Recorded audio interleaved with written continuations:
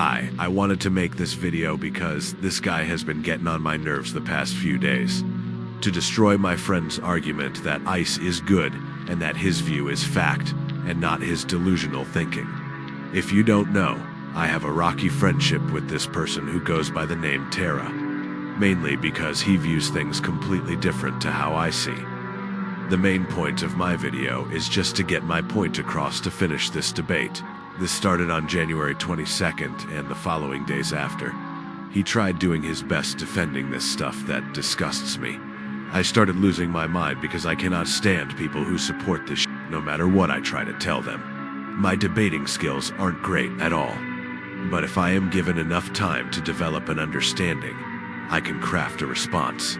So this is what this video is for. Without further ado, let's start. On January 22nd, I asked, "So do you support ICE doing this, Tera?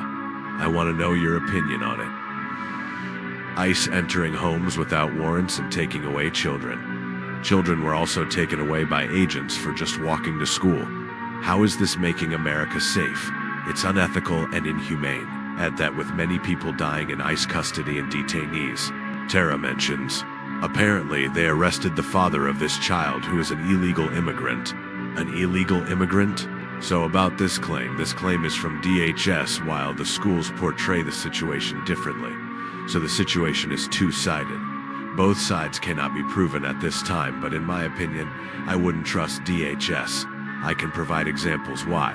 The government under the current administration completely stopped being transparent with their monthly detailed deportation data.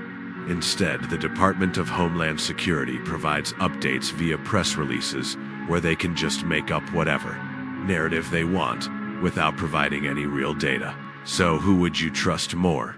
A local school or a huge government entity who lies countless times, which can make excuses with any tool they have at their disposal? Especially with the current administration who is in power, who blatantly tried covering up the Epstein files, and the president himself who was a convicted felon, and yet you'd rather listen to them? So back to the illegal immigrant claim. The family's lawyers said that they were following a legal asylum process. The school also mentions this. So far at this time, none of this can be confirmed. Until ICE officers release any body camera footage, they might have to clear up what actually happened. In addition, Snopes has not found any video footage of the arrest taken by bystanders, but will update this report if we learn more. In a nutshell, the school claims this ICE encounter happened at the victim's driveway after arriving from school with the car still running with the mother begging to keep her child. The older brother returned from school to find their dad and little brother missing. The DHS, however, paints a whole different perspective, claiming that the dad was not doing anything legal. He fled the scene on foot, abandoning his child, and that the mother denied wanting her child, and that she preferred having it with the dad. Why does that signal at least one red flag for me? Doesn't it seem like the DHS is trying to frame the family and change the narrative in their favor? I already gave examples earlier why the DHS cannot be trusted, so I don't know what else wouldn't convince you. According to Tera, all immigrants who are undocumented, that including ones who are legally trying to enter the country because they are trying to flee from their home country due to persecution, war, or severe danger, should not have any civil rights. That includes children, mothers, and their families. Because for them, let them suffer. Most of them are trying to seek asylum, and I say no, strip them from their rights and let them suffer. Even though Trump's promise to prioritize deporting the worst of the worst has also fallen short. About 74% of the nearly 70,000 immigrants in Immigration and Customs Enforcement detention as of December, the most recent data available, have no criminal convictions.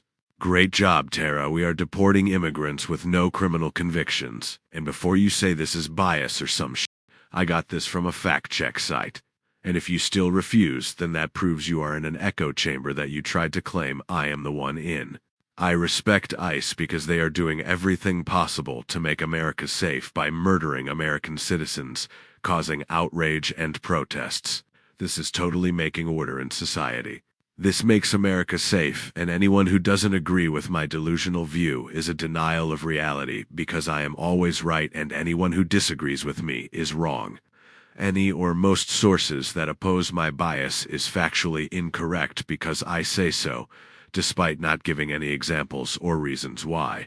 It's the killing of Alex Preddy in Minnesota at the hands of border agents. That this is a 100% unjustified killing of an American citizen here. And it seems like the execution stems from them finding out they had a gun on this person. His Second Amendment rights. In all of the videos that exist, there's not a single moment where he is reaching for the gun, brandishing it, threatening with it, or anything at all. And we have video that shows the entire interaction from start to finish. His name was Alex Preddy, a 37-year-old nurse who worked in the ICU at Minneapolis VA healthcare system. And according to a police chief, he is a U.S. citizen with no prior interactions with law enforcement outside of a couple of traffic tickets and believed to be a lawful gun owner with a permit to carry. So for him to lose his life being shot multiple times by these agents, all because of him exercising his Second Amendment rights, which again, he wasn't trying to use as an intimidation tactic on the officers or anything like that. When they were beating him on the ground, pistol whipping on the ground, they had to see that he had a gun apparently. He wasn't throwing it at them as a threat or something or brandishing it or anything. He simply had it on him, which he was well within his right to do, and he got murdered for it. And they had the gall to say that Alex Preddy was like the instigator, labeling the domestic terrorist I saw him a couple of places, claiming that he approached these agents with a 9mm. He approached them with a gun looking to start shit. But that is not true. In all the videos you see, he has a phone in his hands. Not a gun in his hands, he has a phone. This is so fucking sick. And the freaks that are cheering this on and parading around like this is something to be celebrated are just scum. You're not even American. You're a fucking drone. And you actually think this is a good thing. All you care about is just like sucking wiener from the authorities now all of a sudden. You care more about just being on 18 than you do thinking for yourself. It's fucking tragic. It is embarrassing. This point they're trying to beat into the empty minds of a lot of people that are trying so hard to justify it is that the only people being arrested and targeted by ICE are rapists and pedophile illegal aliens, which is just not the case. There definitely have been rapists and pedophiles that have been snatched up and all this, and those rapists and pedophiles that have been caught and taken away. That's good. They shouldn't be out there breathing free air. Great. But that's not all that's happening here. You can also right now march into the White House and arrest everyone in the White House and you get a ton of rapists and pedophiles. Why is that happening? If the goal is getting rapists and pedophiles off of American soil, throw them in the slammer.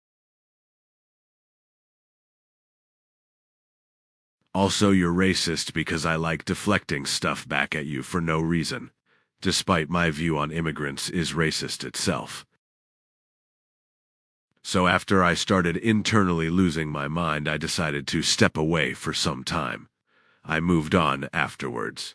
Until the next day, DJ mentioned that another murder by ICE happened in Minnesota. I thought it was about the woman, but I was mistaken. It was about the murder of Alex Preddy.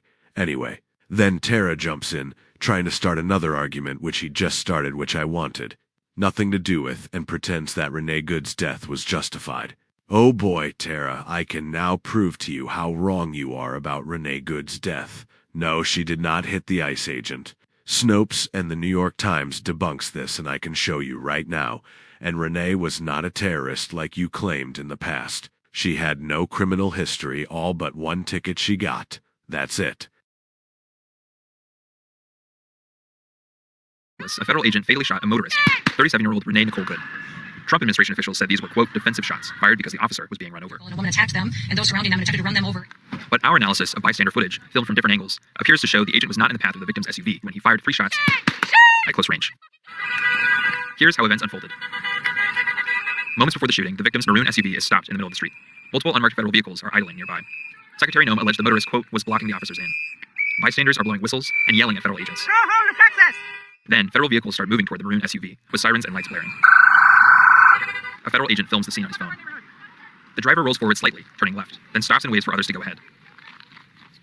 2 agents exit the silver pickup and walk toward the vehicle. Moments later, shots are fired. Let's look at the scene again more closely. This is the agent who shoots the driver. He walks around the car filming and disappears from view. Other agents pull up and order the driver to exit her vehicle. One of them grabs at the door handle and reaches inside. The SUV reverses, then turns right, apparently attempting to leave. At the same time, the agent filming crosses toward the left of the vehicle and grabs his gun. He opens fire on the motorist and continues shooting as she drives past. The moment the agent fires, he is standing here, to the left of the SUV, and the wheels are pointing to the right, away from the agent. This appears to conflict with allegations that the SUV was ramming or about to ram the officer. President Trump and others said the federal agent was hit by the SUV, often pointing to another video filmed from a different angle. And it's true that at this moment in this grainy low-resolution footage, it does look like the agent is being struck by the SUV. But when we synchronize it with the first clip, we can see the agent is not being run over. In fact, his feet are positioned away from the SUV. The SUV crashes into a white car parked down the road. A bystander runs toward the collision. The federal agents on scene do not appear to rush to provide emergency medical care. Eventually, the agent who shot the motorist approaches the vehicle. Seconds later, he turns back around and tells his colleagues to call 911. Shame! You shot someone! You shot someone! Agents block several bystanders who attempt to provide medical care, including one who identifies himself as a physician. Go check a pulse! I'm a physician! At the same time, several agents, including the agent who opened fire, get in their vehicles and drive off, apparently altering the active crime scene. Now, does this justify murdering someone? Absolutely not. Renee is an innocent human being. Stop claiming she's a criminal because that has been debunked already. However, I haven't found a definitive reason why she was pulled over by ICE. But my guess is that it was likely because she wanted to record and monitor them from a distance, which is why they pulled her over. Renee wanted to see what they would do. Her trying to flee was probably because she was fearing for her life, which wasn't a good idea of her, which got her killed. The ICE officers aren't off the hook for this one either. None of them allowed bystanders to attend help for Renee. Sola jumped in to agree with Tera because I am unable to debate with Tera, which is understandable. While they made some jokes, I removed them from my friend group chat because I had enough of the bull. Solar asked why he was removed. I told him to f off, which definitely wasn't cool of me. I apologize. Afterwards, I felt like venting about the incident in my community post, which Tera left some comments under. First, he blamed me for starting it when I can show I was just responding to my friend DJ. No, where Tera was a part of the conversation, until he felt like saying something to start something I didn't want or asked for. I even stated yesterday I don't want any political arguments with you. He then pats himself on the back for taking advantage of my inability to fight back and pretend how great he is and why he is in the right. Well, Luku claps back at you with the video. This video will determine if you end up agreeing with me or that you would stick to your confirmation bias. Basically making yourself a hypocrite and a fool. I already explained everything I needed to defend myself and throw stuff back at you. Don't just watch it once and pretend you know everything like that. Rewatch my video many times until you can understand the full picture. If not, then, what an arrogant, defensive, hypocritical person you are, Tera.